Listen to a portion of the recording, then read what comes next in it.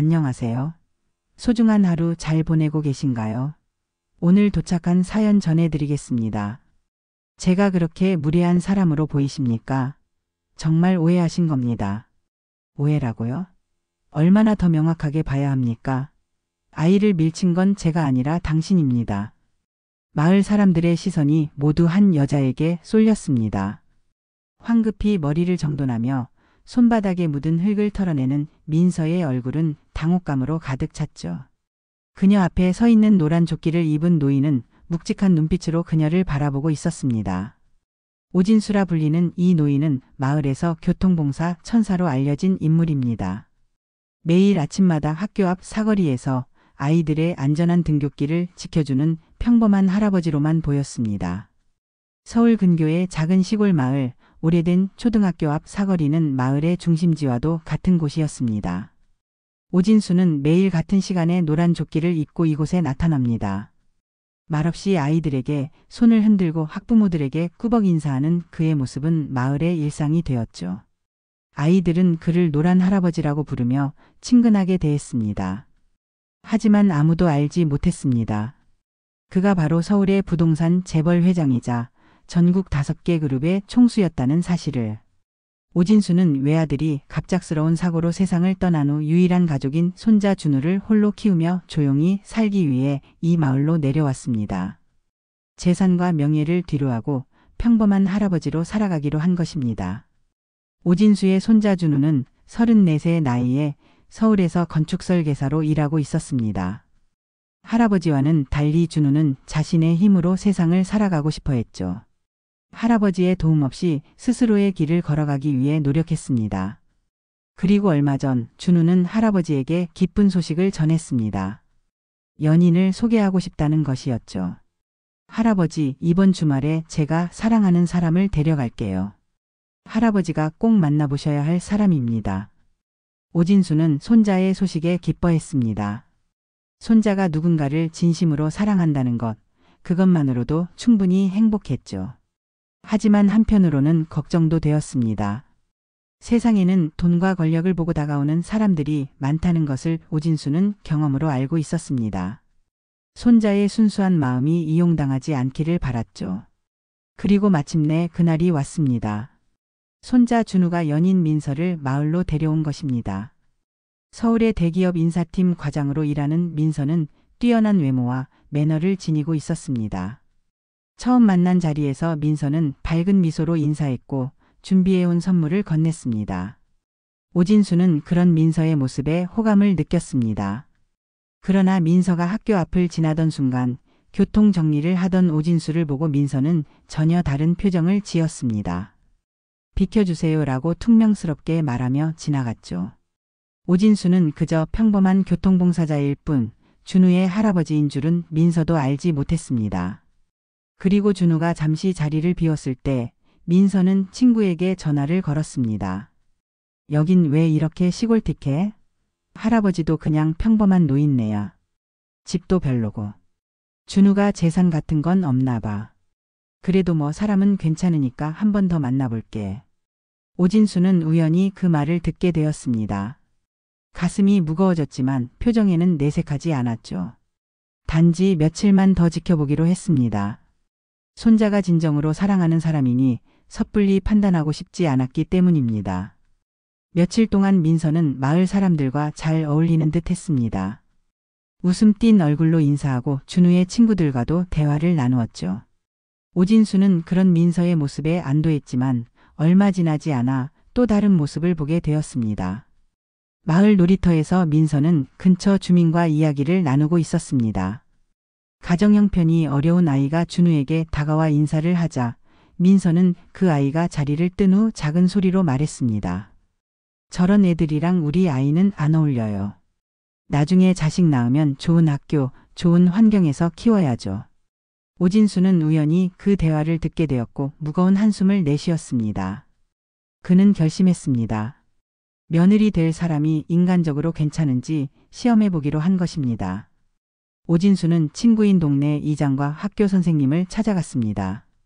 한 가지 부탁이 있네. 내 손자의 여자친구가 왔는데 그 아이의 진짜 모습을 보고 싶어. 오진수의 계획은 간단했습니다. 민서를 교통자원봉사 체험에 참여시키는 것이었죠. 이장은 마을에서 예비 학부모 체험 행사라는 명목으로 자연스럽게 민서를 초대했습니다. 우리 마을에 오신 손님들께 특별한 체험을 제공하고 있습니다. 특히 젊은 분들이 마을 공동체를 이해하는 데 도움이 될 거예요. 민서는 처음에는 탐탁지 않아 했지만 준우의 권유와 마을 사람들의 기대에 못 이겨 참여하기로 했습니다. 그녀는 겉으로는 미소를 지으며 수락했지만 준우에게는 불만을 토로했죠. 왜 이런 시골 행사에 참여해야 하는지 모르겠어. 그냥 서울로 돌아가면 안 될까? 준우는 민서의 손을 잡으며 말했습니다. 할아버지와 마을 분들이 우리를 환영해 주시는 거야. 그리고 이런 경험도 특별하잖아. 한 번만 해보자. 다음 날 아침 민서는 짜증 섞인 표정으로 노란 조끼를 입고 교통봉사에 나섰습니다. 오진수도 같은 시간에 평소처럼 나왔지만 약간 떨어진 곳에서 민서를 지켜보았죠. 민서는 처음에는 어색하게 서 있다가 점차 아이들에게 손을 흔들기 시작했습니다. 그러나 그녀의 표정에서는 진심이 느껴지지 않았죠. 몇몇 학부모들이 인사를 건네자 억지로 미소 지으며 응답했습니다. 아이들이 참 귀엽네요. 한 학부모가 말했습니다. 네, 그렇죠. 민서는 형식적으로 대답했습니다. 하지만 그녀의 눈빛은 빨리 이 상황이 끝나기만을 바라는 듯 했죠. 오진수는 그런 민서의 모습을 묵묵히 지켜보았습니다. 진심으로 봉사하는 것과 연기하는 것은 분명히 달랐습니다. 그리고 곧 그 차이가 극명하게 드러나는 순간이 찾아왔죠. 갑자기 한 아이가 뛰어나왔습니다. 횡단보도를 건너려던 아이가 친구를 발견하고 급하게 방향을 틀었죠. 바로 그때 자전거 한 대가 코너를 돌아 빠른 속도로 접근하고 있었습니다. 위험한 상황이었습니다. 위험해. 민서가 소리쳤습니다. 그러나 그녀의 반응은 예상치 못한 것이었죠. 아이를 보호하기는커녕 민서는 본능적으로 자신을 보호하려는 듯 아이를 옆으로 밀쳐냈습니다. 아이는 그 힘에 넘어져 무릎을 다쳤고 자전거는 간신히 피해 지나갔습니다. 주변에 있던 학부모들과 선생님들은 충격받은 표정으로 그 장면을 지켜보았습니다. 민서의 행동은 명백했죠. 위험한 상황에서 아이를 보호하기보다 자신을 먼저 생각한 것입니다. 아이는 무릎에서 피가 조금 흘러나오자 울음을 터뜨렸습니다. 오진수는 그 장면을 목격하고 한숨을 내쉬었습니다. 자신의 예상이 맞았다는 사실이 결코 기쁘지 않았죠. 그는 빠르게 다가가 아이를 도왔습니다. 괜찮니? 많이 다쳤니? 오진수는 부드럽게 물었습니다. 아이의 눈물을 닦아주며 무릎의 상처를 확인했죠. 민서는 당황한 표정으로 서 있었습니다. 사람들의 비난하는 시선이 느껴졌죠. 그건 제가 아이를 구하려고 했던 건데 실수였습니다. 그녀는 더듬거리며 변명했습니다. 하지만 학부모들과 선생님들은 이미 그녀의 진짜 모습을 보았습니다. 누군가가 말했죠. 봉사자가 아이를 밀치다니 이런 경우는 처음 봅니다. 민서의 얼굴이 붉어졌습니다. 들통난 것 같은 표정이었죠. 그녀는 겨우 그날의 봉사를 마치고 준우에게 달려갔습니다. 나 더 이상 못하겠어. 이런 시골에서 봉사라니 정말 내 스타일이 아니야. 빨리 서울로 돌아가자. 준우는 민서의 갑작스러운 태도 변화에 당혹스러워했습니다. 그는 마을 사람들에게 일어난 일을 물었고 아이를 밀친 사건에 대해 듣게 되었죠. 하지만 준우는 민서를 믿고 싶었습니다. 실수였을 거야. 민서가 그런 사람이 아니니까 준우는 자신에게 말했습니다. 그날 저녁 오진수는 손자를 불러 이야기를 나누었습니다. 준우야, 내가 너희 둘을 저녁 식사에 초대하고 싶구나. 내일 저녁에 우리 집으로 오렴. 특별한 이야기를 하고 싶어. 준우는 할아버지의 초대에 기뻐했습니다. 할아버지가 민서를 인정해 주기를 바랐기 때문이죠. 하지만 민서는 내키지 않아 했습니다. 시골집에서 무슨 저녁 식사야? 괜히 불편할 것 같은데. 민서가 불만을 토로했습니다. 준우는 민서의 손을 잡으며 말했습니다. 할아버지는 내게 중요한 분이야. 제발 한 번만 더 만나주면 안 될까? 우리의 미래를 위해서. 민서는 마지못해 동의했습니다. 내일 저녁 그들은 오진수의 집을 방문하기로 했죠. 다음 날 준우와 민서는 마을 끝자락에 있는 오진수의 집으로 향했습니다. 겉보기에는 평범한 시골집이었죠. 울타리로 둘러싸인 작은 마당, 오래된 대문, 그리고 전통적인 기와 지붕의 단층 가옥이었습니다. 이게 전부야? 민서가 작은 소리로 물었습니다. 그녀의 기대는 무너져 내리는 듯 했죠. 준우는 아무 말 없이 대문을 열었습니다. 그들이 집 안으로 들어서자 민서의 눈이 커졌습니다. 밖에서 보이는 소박한 모습과는 달리 안은 완전히 다른 세계였기 때문입니다.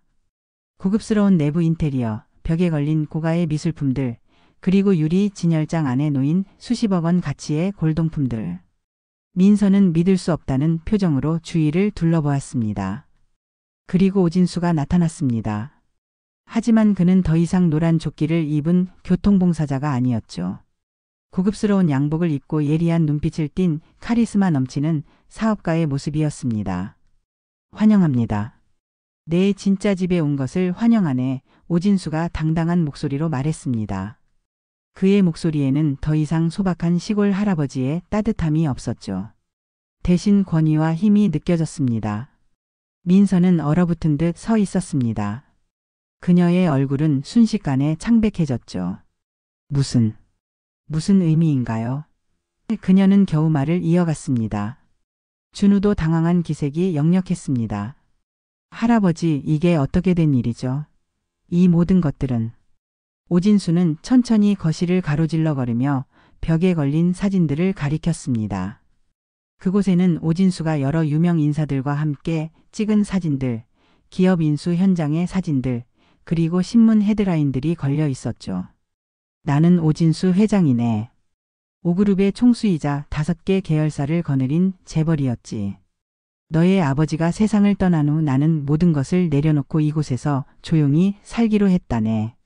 하지만 그렇다고 내 재산과 영향력이 사라진 것은 아니지. 민서는 입을 다물지 못했습니다. 그녀의 눈빛이 변했죠. 경멸에서 두려움으로, 그리고 이제는 욕심으로 가득 찬 눈빛이 되었습니다. 준우는 할아버지를 바라보았습니다. 할아버지, 왜 이제야 말씀하시는 거죠? 왜 저에게조차 숨기셨어요? 오진수는 손자의 어깨에 손을 얹었습니다. 준우야, 나는 내가 나의 그늘에서 벗어나 스스로의 길을 걸어가길 바랐다. 그리고 내가 진정한 사랑을 찾길 원했지. 돈이나 지위가 아닌 진심으로 너를 사랑하는 사람을 말이다. 그리고 오진수는 민서를 향해 걸어갔습니다. 나는 당신을 교통봉사 할아버지로서 만났네. 당신이 보여준 태도, 행동, 그리고 말들 모두 기억하고 있습니다. 민서는 당황한 듯 손을 내저었습니다. 그건 오해예요. 저는 그저. 오진수는 고개를 저었습니다. 오해가 아니라네. 사람이 약자에게 어떻게 대하느냐가 그 사람의 진짜 인성을 보여주는 법이지. 아이를 밀친 것, 가난한 아이들에 대한 당신의 발언, 그리고 교통봉사를 하는 나를 향한 그 경멸의 눈빛. 준우는 혼란스러운 표정으로 민서를 바라보았습니다. 민서, 이게 다 무슨 말이야? 설명해줘. 민서는 눈물을 글썽이며 준우에게 다가갔습니다. 준우, 난 정말 널 사랑해. 이건 다 오해야. 그 할아버지가. 아니, 회장님이 날 시험한 거라고. 어떻게 이럴 수 있어요? 오진수는 손짓으로 방 한쪽을 가리켰습니다. 큰 화면에 텔레비전이 켜졌고 그곳에는 지난 며칠간 민서가 보여준 행동들이 담긴 영상이 재생되기 시작했습니다. 마을 곳곳에 설치된 카메라들, 민서가 몰랐던 순간들이 모두 기록되어 있었죠. 이게 내가 마을 이장과 학교 선생님들에게 부탁한 일이었네. 진실을 기록하는 것. 영상 속에서 민서는 시골 마을을 비웃고 아이들을 무시하고, 그리고 마지막으로 위험한 상황에서 아이를 밀친 장면까지 모두 담겨 있었습니다. 준우의 얼굴이 굳어졌습니다. 그는 할아버지와 민서를 번갈아 바라보았죠. 이게 사실이야, 민서. 민서는 눈물을 흘리며 변명했습니다. 그건 다 상황이 그렇게 만든 거야. 나도 어쩔 수 없었다고. 준우, 제발 믿어줘. 나 너 없으면 안 돼. 그러나 준우의 눈빛은 이미 변해 있었습니다. 실망과 배신감이 가득했죠. 사랑이 아니라 조건을 본 거야. 그동안 내가 얼마나 바보같이 믿었는지. 민서는 마지막 발버둥을 쳤습니다. 아니야. 난 정말 널 사랑해. 그냥 성공하고 싶었을 뿐이야. 가진 자가 되고 싶었다고. 그게 뭐가 잘못됐어? 침묵이 내려앉았습니다. 오진수는 창밖을 바라보며 천천히 말했습니다. 성공을 바라는 것은 잘못이 아니네. 하지만 그것을 위해 타인을 밟고 약자를 무시하고 가면을 쓴 채 살아간다면 그것은 성공이 아니라 타락이지. 민서의 어깨가 축 처졌습니다. 더 이상 변명할 말이 없었죠. 그녀의 가면은 완전히 벗겨졌고 야망과 계산으로 가득 찬 본 모습이 드러났습니다. 준우는 할아버지에게 물었습니다.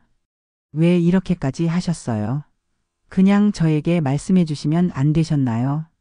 오진수는 손자를 바라보며 따뜻한 미소를 지었습니다. 말로 하는 것과 눈으로 보는 것은 다르네. 나는 내가 직접 진실을 보길 원했어. 그리고 사랑에 빠진 사람에게 상대방의 단점을 말해봤자 듣지 않는 법이지. 준우는 깊은 한숨을 내쉬었습니다. 할아버지의 말이 맞았습니다. 그는 민서가 정말 자신을 사랑한다고 굳게 믿었고 그 누구의 말도 듣지 않았을 것입니다. 민서는 점점 초조해졌습니다. 그녀는 상황을 되돌리려는 듯 필사적으로 말했습니다. 그래, 인정할게. 처음엔 내가 부자인 줄 알고 접근했어. 하지만 시간이 지나면서 정말 널 좋아하게 됐어. 이제 와서 이런 시험은 불공평해. 오진수는 고개를 저었습니다. 불공평하다고? 인생은 시험의 연속이라네. 우리는 매일 선택을 하고 그 선택이 우리의 인격을 만든다네. 당신은 선택했어. 약자를 무시하고 겉모습만 보고 판단하기로. 준우는 민서에게 다가갔습니다. 그의 눈에는 슬픔이 가득했지만 결단력도 엿보였죠. 민서, 우리 여기서 끝내자. 난 당신이 보여준 모습이 당신의 진짜 모습이라고 생각한다. 그리고 그런 사람과는 미래를 함께할 수 없어. 민서의 얼굴이 일그러졌습니다. 그녀는 마지막 희망을 걸고 오진수에게 돌아섰습니다. 회장님, 제가 잘못했습니다. 다시 한번 기회를 주세요. 제가 진심으로 반성하고 있습니다. 제가 얼마나 준우를 사랑하는지. 오진수는 차분하게 대답했습니다. 사랑은 말이 아니라 행동으로 증명하는 것이네. 그리고 당신의 행동은 이미 모든 것을 말해주었습니다. 민서는 울음을 터뜨렸습니다. 그녀의 모든 계획, 꿈, 야망이 순식간에 무너져 내린 것이었죠. 난 그냥 성공하고 싶었어. 가난했던 과거에서 벗어나고 싶었다고. 오진수는 민서를 바라보며 한숨을 쉬었습니다. 가난을 벗어나고 싶은 마음, 더 나은 삶을 살고 싶은 마음은 이해하네. 하지만 그 과정에서 자신의 인간성을 잃는다면 그것이 과연 성공일까? 민서는 대답하지 못했습니다. 그녀는 더 이상 할 말이 없었죠. 준우는 그녀에게 마지막 인사를 건넸습니다. 짐 챙겨. 서울로 돌아가자. 그리고 그곳에서 각자의 길을 가는 거야. 민서는 고개를 끄덕였습니다. 그녀의 눈에서는 눈물이 흘러내렸지만 그것이 진심 어린 후회인지 아니면 계획이 틀어진 것에 대한 분노인지는 알 수 없었습니다.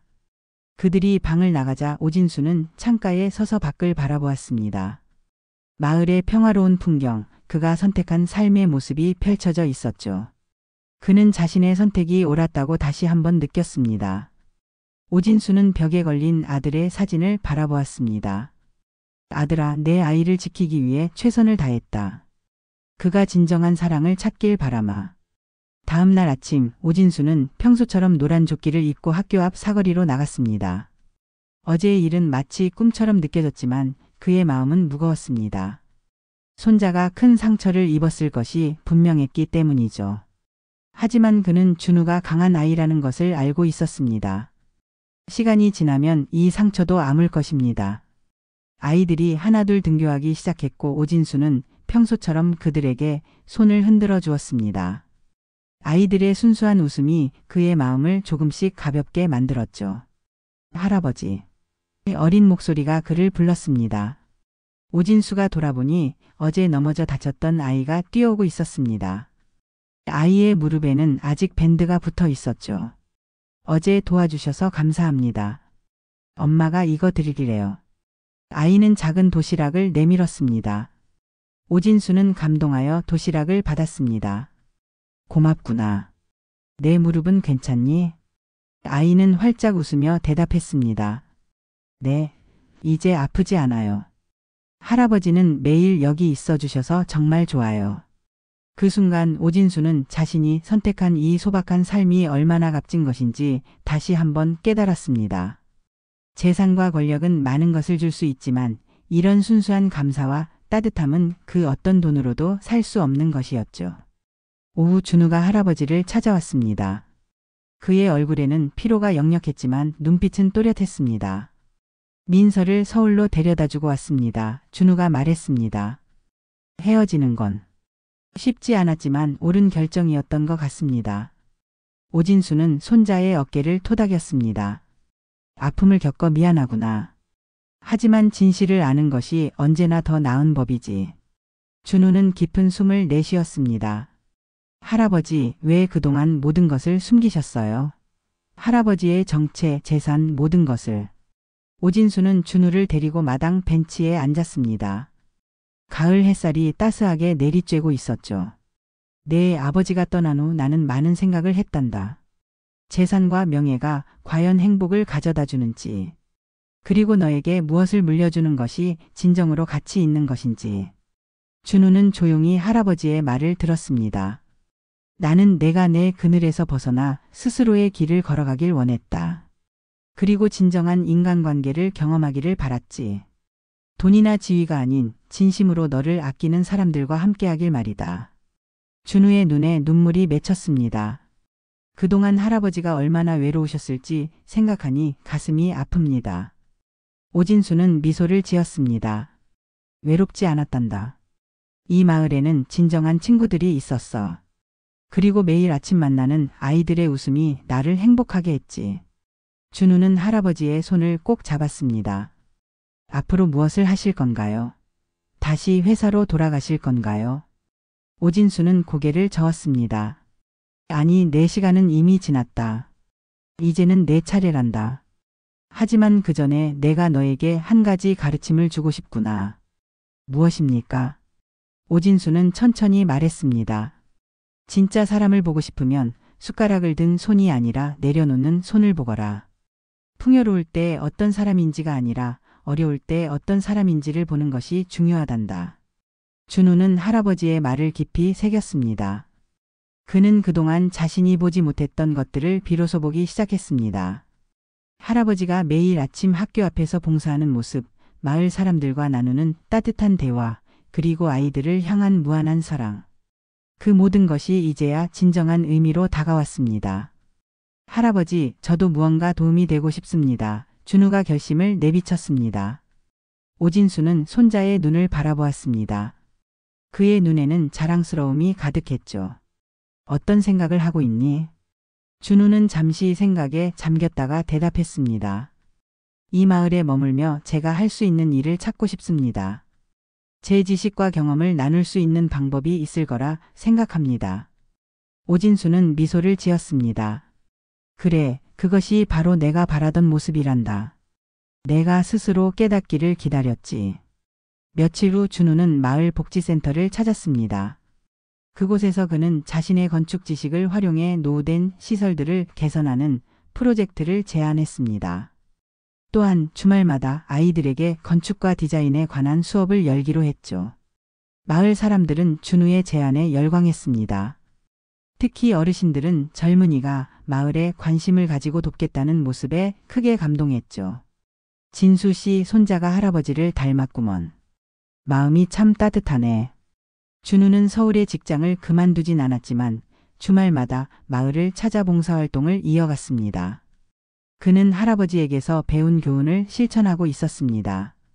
숟가락을 든 손보다 내려놓는 손의 가치를 말입니다. 한편 민서의 소식도 들려왔습니다. 그녀는 회사를 그만두고 새로운 직장을 찾고 있다고 했습니다. 오진수와의 만남이 그녀에게도 어떤 변화를 가져온 것인지도 모릅니다. 준우는 그녀를 미워하지 않기로 했습니다. 모든 사람에게는 실수할 권리가 있고 또 변화할 기회가 있기 때문이죠. 가을이 깊어가던 어느 날 오진수와 준우는 마을 뒷산에 올랐습니다. 단풍이 물든 풍경이 아름답게 펼쳐져 있었죠. 할아버지, 이제 저도 알 것 같습니다. 준우가 말했습니다. 왜 할아버지가 모든 것을 내려놓고 이곳에 오셨는지. 오진수는 물었습니다. 무엇을 알았니?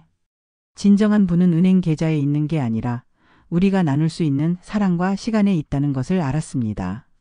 할아버지는 그것을 늘 알고 계셨죠. 오진수는 손자의 말에 깊이 공감했습니다. 맞아. 내가 이 나이에 깨달은 것을 내가 젊은 나이에 깨달아서 기쁘구나. 그들은 산에서 내려와 마을로 향했습니다. 오진수는 준우에게 물었습니다. 앞으로의 계획은 어떻게 되니? 준우는 자신감 있게 대답했습니다. 서울 일은 계속하되 제 지식과 경험을 이곳에서도 나누고 싶습니다. 그리고 언젠가는 정말 사랑하는 사람을 만나 이곳에 가정을 꾸리고 싶습니다. 오진수의 눈가에 눈물이 맺혔습니다. 그것은 기쁨의 눈물이었죠. 그날이 오면 내가 너희를 축복해주마. 그날 저녁 오진수는 오랜만에 아들의 사진을 바라보며 이야기했습니다. 아들아, 내 아이가 잘 자라고 있다. 내가 자랑스러워할 만한 사람으로 말이다. 걱정하지 말거라. 그리고 그는 조용히 기도했습니다. 손자가 앞으로의 삶에서 진정한 행복을 찾기를, 그리고 그가 가르쳐준 가치들을 영원히 간직하기를 바라면서 말입니다. 시간은 빠르게 흘러갔습니다. 겨울이 지나고 다시 봄이 찾아왔죠. 오진수는 여전히 매일 아침 노란 조끼를 입고 학교 앞 사거리에 나와 있었습니다.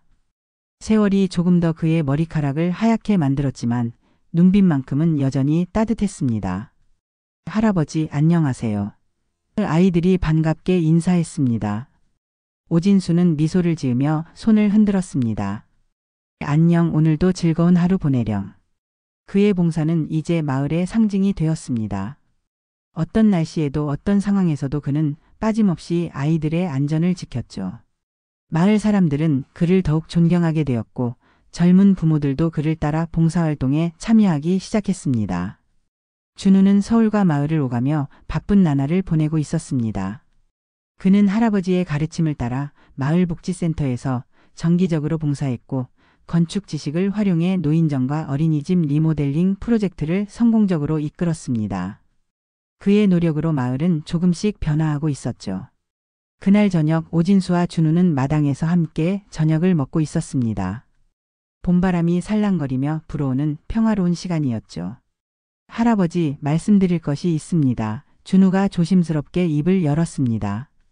오진수는 손자를 바라보았습니다. 무슨 일이니? 제가 누군가를 만났습니다. 준우의 얼굴에 미소가 번졌습니다. 복지센터에서 봉사하는 선생님인데 정말 좋은 분입니다. 오진수의 눈이 반짝였습니다. 그래? 어떤 사람이길래 내 손자의 마음을 사로잡았나? 준우는 행복한 표정으로 말을 이어갔습니다.